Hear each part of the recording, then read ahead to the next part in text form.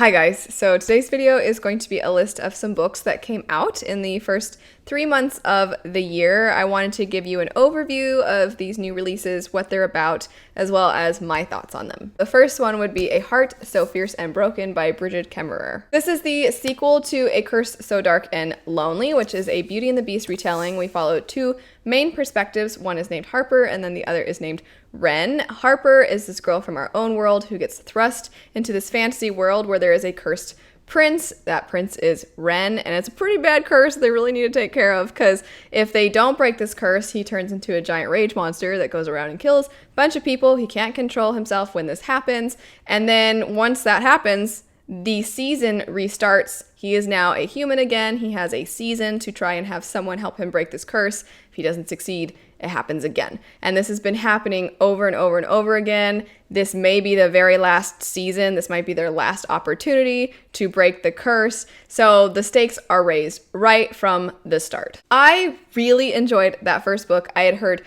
so many good things about it, and I definitely thought it lived up to the hype. And I was lucky enough to have read the first one right before this one came out. So I basically went right from the first to the second, and I hadn't realized when I picked this one up that it was going to be following different characters. One of the characters, Gray, is a character that is in the first book, but the other character in this is kind of a newer character. It's a lot more political in this one, and I just really loved the characters in the first one. So spending less time with them and more time with these other characters, I was just surprised, and it took me a while to get into it. I also didn't love the new perspective that much initially. I kind of actually thought she was a little dumb, but as the story progressed, I ended up really liking her. I liked this story, and I loved the end. There were some elements throughout this one that I was afraid would happen, and they were starting to happen, and I was like, please, no.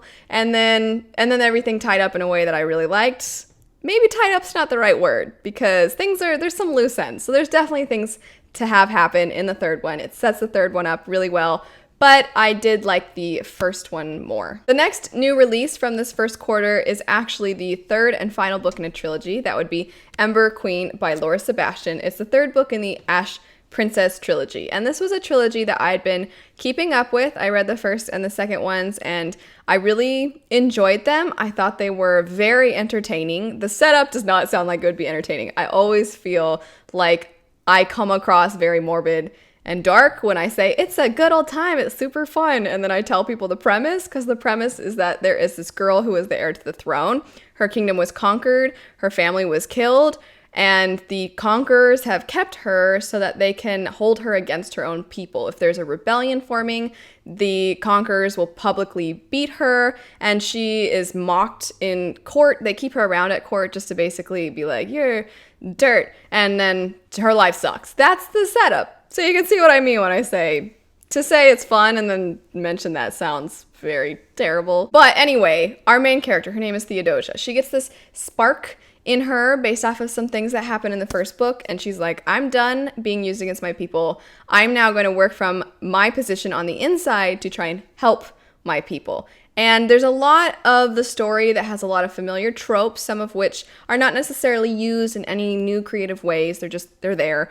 And I think that created that familiar feeling. Also, I felt like the book's pacing was very quick, and I always liked the characters in the story. The first one, it's a lot of just tension all the time because you're so afraid that the character is going to be caught. In the second book, there's more to do with politics. The world opens up a little more. And then this third book, it completely changed the game for me. I loved it so much. I wouldn't say the first two were extremely emotional for me. I also don't know how much I really felt that connected to the characters, but in this one, I did. The way that her and all the side characters reflect on everything that has happened, the way that they try to push forward, the difficult decisions they have to make, everything just came together so well. I really liked the way the antagonist, the main antagonist in the end, I actually really liked it. I didn't think I would, but I loved it. So this book, one of my new favorites. I highly recommend this trilogy. The next book on the list would be The Shadows Between Us by Tricia Levenseller, and I recently finished this book, so you might have heard me mention it already, but it is so ridiculous. It's so over the top. We follow a girl and her mission is to basically seduce the king, get him to marry her, and then kill him and take all his power. She is kind of built up some experience in the art of seduction. She definitely knows how to woo a man, how to seduce a man. She knows how to get what she wants. She's very manipulative. She's just so like, yes, I'm promiscuous, I'm a gold digger, and Dad, you're gonna help me accomplish this goal. And she, from the very beginning, is so wicked and dark and terrible. She entertained me right away. And this book, when I heard the premise, I was like, that sounds pretty funny. And then I picked it up and it was everything I wanted it to be. It's a standalone. I felt like it was just always entertaining. It was always ridiculous. The character was always wicked. And there's like this hint sometimes of you feeling bad for some of the people that get in her way. But that's what it is. It's kind of a story. It's not a story about a villain necessarily, but it sort of feels like it. It was very entertaining. A good old time for sure. Next up, we have Scavenge the Stars by Tara Sim. This is a Count of Monte Cristo retelling, and it's the first in a series. I found most of you might know Count of Monte Cristo. I knew of it, but I'd never read it. It's a revenge story. And from what I understand, part of the appeal of Count of Monte Cristo is how personal the revenge is, how much you really want this person who was put down and betrayed by people they trusted. Part of the appeal of that story is being right there with them and then wanting them to get that revenge. And in this story, I didn't really feel like the revenge elements were that personal. There are some aspects of the story that I did like. There's two main perspectives, and one of them I really liked. Her name is Amaya. She grew up working on kind of like a slave ship, and now she's wanting revenge, almost like on the system, for having her and other children have to live this life. So I liked her. She was very guarded initially, and I felt that that was true in the narrative as well. It was difficult to get to know her, but the more the story progressed, the more you did get to know her, and I really felt for her. The other main perspective is the son of one of the people that she's kind of trying to work against, and so their interactions were always accompanied by this knowledge by the reader that she is actually kind of his enemy, but he doesn't know that she's his enemy. So I did like all of those elements. That other perspective, his name is Ko. He struggles with addiction and gambling, and I felt like the author handled that really well. I liked the setting. There was a lot about this I liked. I liked the writing as well. I just didn't really click with it the way I was hoping. I find sometimes retellings, if they stay true to certain elements of the original, that at times it ends up not actually serving the book as well as it could.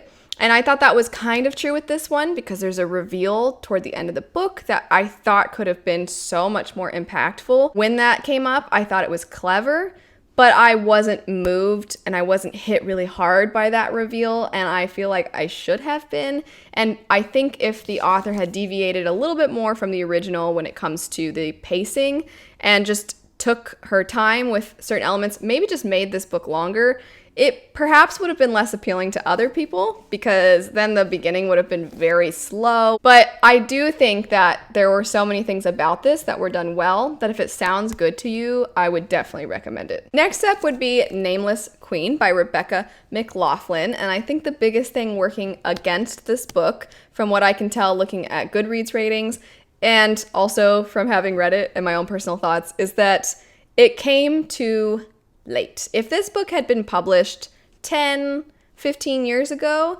I think people would really like it. But because it's published now and we've had so many good fantasy stories that have similar themes, similar setups, I think that it worked against this story. The system in this book, we have a caste system, and we have 3 different classifications. Our main character is part of the lowest classification of people known as nameless, but through some really interesting situations, she ends up being kind of deemed the next queen. And she is uneducated, she's a street rat, she's a thief, and now she's put right in the middle of all of these royal people. She's trying to navigate politics, and there's no romance in the story.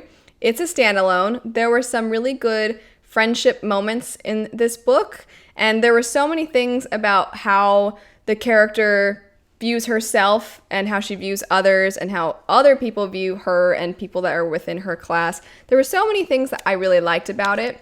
I thought it was kind of wholesome, to be honest. It was like a good, just overall story. There was nothing in it that I thought was terrible. The world building is very minimal. I feel like we don't really dive too much into the ways in which these different classes differ, the rules behind these different classes. The magic, there's some magic in it, but it's not super, I wouldn't say it's like a magic system the way something like Brandon Sanderson books are, but it was good. I just thought it was a good story, but it's just not anything super original. However, if you are looking for something really comfortable, if you're looking for something to maybe just fill you with nostalgia, or if you're looking to have this book be read by somebody who's just getting into fantasy, maybe it's like somebody who's about 12 years old or something, I could see this being so good for them. Next up is a book that I felt almost the opposite about, and that would be All the Stars and Teeth by Adeline Grace. The story follows a girl who is the heir to the throne.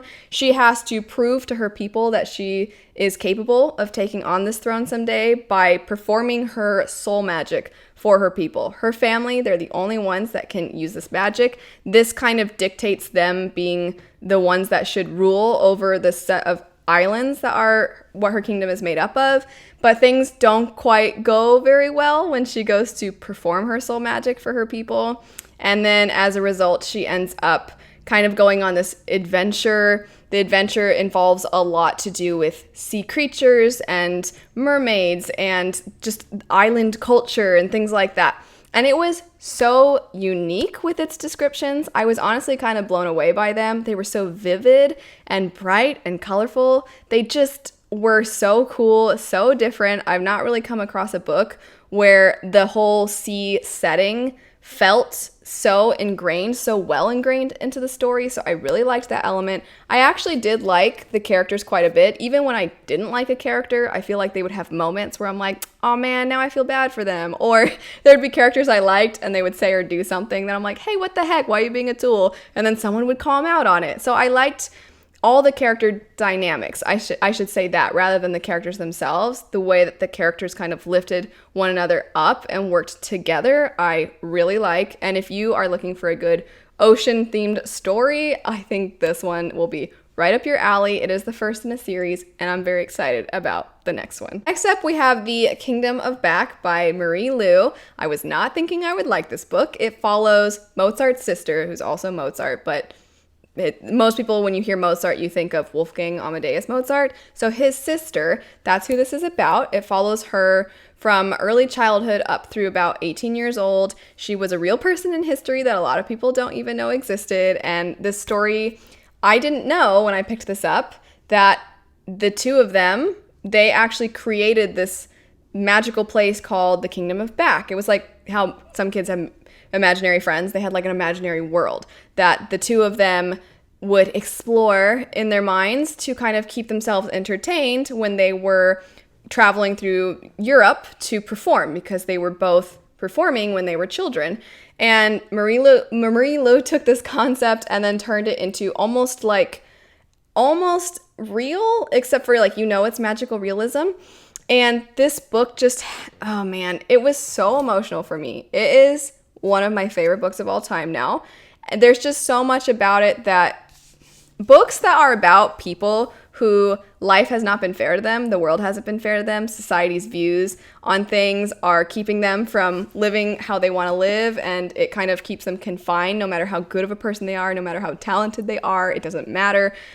Any book like that, if it's done well, I'm probably going to love it, and that's what this one was, and I did, as a result, really love it. Next up would be the last book in a trilogy, and that would be Night of the Dragon. This pretty much just came out, and I was so pleased with it. I wasn't sure, because the setup for the first one is that we follow two main characters, a girl named Yumeko, who's half kitsune and half human, and kitsune, it's like this fox, and they have illusion powers. She's very naive, sweet, innocent, kind of a trickster, and she is paired up with somebody from a shadow clan named Tatsumi, who uses this sword that can destroy monsters, but it also kind of has a monster within it that he has to make sure doesn't possess him and take him over. So he has to constantly be very guarded and in control, where Yumeko is just lighthearted and carefree, and the two of them together have to try and prevent this wish that can be granted from falling into the wrong hands. And I loved the first one so much. I thought it was really captivating, fascinating, and the Japanese folklore in the book, I loved it so much. The second book had middle book syndrome a little bit, so I was like, oh man, I think that the second one, it was totally worth it if the third one ends up bringing it home, and I thought that this third one did. It felt like giant boss battles the whole book, and I felt like the way that the relationships between all of the characters in the story, the way that they went about in this one, despite there being so much action and fighting all the time, we still also found these little pockets to have good character development and relationship building. And then in the end, the very end was so tragic. Oh my gosh, it really got to me. I highly recommend this trilogy. It's definitely a favorite of mine. That's technically it for the 8 that I completed. I am halfway through Heart of Flames by Nikki Pao-Preto, and I just wanted to mention this one as well because it is a new release. It's the sequel to Crown of Feathers, which is a story that follows a girl named Veronica who kind of has to disguise herself to join this group of rebel Phoenix riders. And I really enjoyed that first one. If you like animal companions, if you like mythological creatures, and if you like really good, like, worlds that have a lot of history to them, you'll probably really like that book. This second one so far, I am very much enjoying. I am really liking so much about it. I'm not done with it yet, but I wanted to mention it because I liked the first one, and this second one I'm also really enjoying. So I just wanted to throw it in there. If it sounds good to you, I highly recommend it. I do want to apologize. There were basically no adult books that came out that I was super interested in the first quarter of the year. I was interested in the book Lady Hotspur by Tessa Gratton, but I'd heard that you should read The Queens of Innisleer first, so I did, but that wasn't a new release. So I am sorry. I know that young adult isn't necessarily appealing to everyone, so this wasn't the most inclusive when it comes to people's interests, plus everything was fantasy. But I still really enjoyed all of these books. I thought that they all were quite good. There were some that I loved. There were some that I didn't love necessarily, but I still thought they were good and that a lot of other people might really enjoy them. I was not able to get to every single thing that I thought looked really good that came out this first quarter of the year. So if there's anything that came out that I didn't mention that you really loved, definitely sing its praises in the comment section down below. I'm always looking for more good books to read anyway. And then let me know your thoughts on all of these if you happen to have read them as well. But anyway, thanks so much for watching. I hope you have a great rest of your day, and I'll see you guys later.